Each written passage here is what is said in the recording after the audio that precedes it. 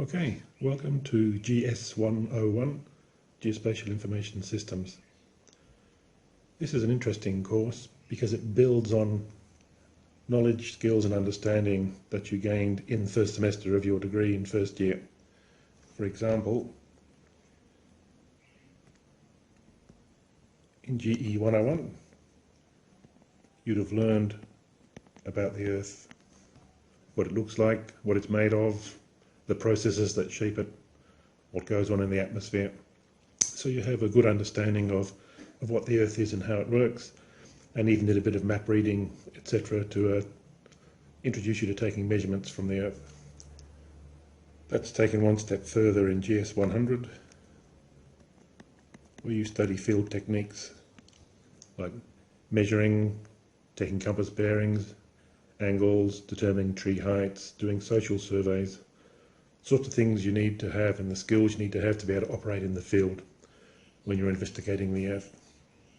And then finally we've done GS104, in which you're introduced to programming, specifically in Python. We choose Python because it's widely used in geospatial information systems, both free and open source, for instance, like QGIS, and also in quite expensive proprietary systems like ArcGIS. Okay, what we do in GS100 is we take these and we start looking then at the Earth in the digital environment.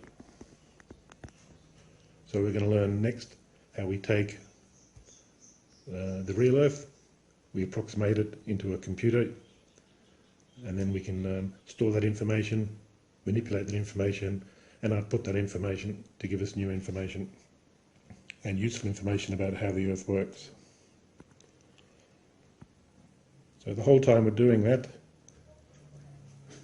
we'll be investigating some aspects of these core foundations in geospatial science. So for instance, field survey, mapping and cartography. We'll be collecting a lot of data in the field in GS101 using compasses, tapes, even pacing. We're going to take that field data and we're actually going to manipulate it using our Python tools that we learned in first semester. Then we'll also have a look at some GIS in terms of data structures and how we can store the field survey data we've collected into a database using the Python programming language. And finally we'll have a look at a bit of remote sensing and image interpretation. We'll be flying some drones and collecting some aerial imagery, and we'll be looking at the structure of that imagery in Python and plotting it and seeing what we can do with it. So the big point is here, we're taking the field data we collect, we're going to process that in some way so we can store it, then we can analyze it, and then we can output.